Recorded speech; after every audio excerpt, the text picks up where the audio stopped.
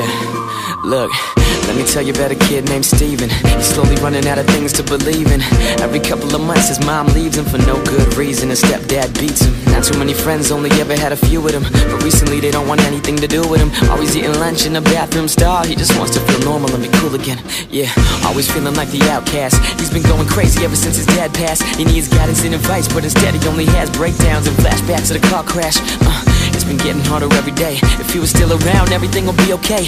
Cause his dad was always the light at the end of the tunnel. But now that same damn tunnel's looking dark and gray. He keeps quiet in the back of the class, and when the bell rings, Steven hurries home fast. He's scared of that the other kids will kick his ass on the long walk home, cause it's happened in the past. So he's getting used to the black eyes and fat lips, but all he's got is a fake smile and cut wrists. Wishing he could walk right up to him, show him the scars and say, look, you're the reason that I've done this. And maybe they will finally understand and go back to how it was before it all began. But he's just a little different, so they taunt him and they beat him. Yeah, it's all just fun and games, they don't give a damn. Yeah, his older brother ain't around, in and out of jail, hanging with the wrong crowd. He's been doing coke, smoking weed, getting drunk all his life. He's ashamed, no he's not too proud. Now his habits are rubbing off on his little bro.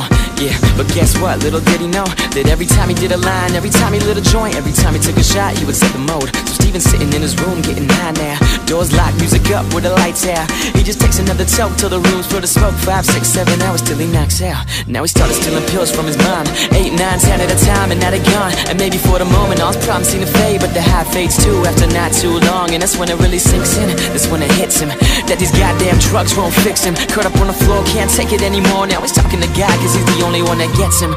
On his knees looking up, can't stop crying. Gotta know we haven't talked in a long time, but this time I really need you. Please God help me, say something, just give me a sign. Cause now I'm falling apart and I don't think that I can do it. Please God give me the strength to pull through it. Tell me, should I give up? I could end it all right now, I just don't know if I'm brave enough to do it.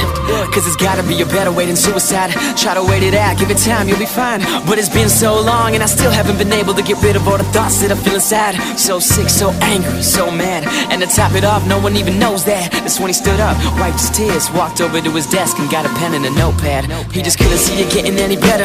So on that cold dark night in December, Steven knew exactly what he had to do. But first he sat down and wrote a couple letters.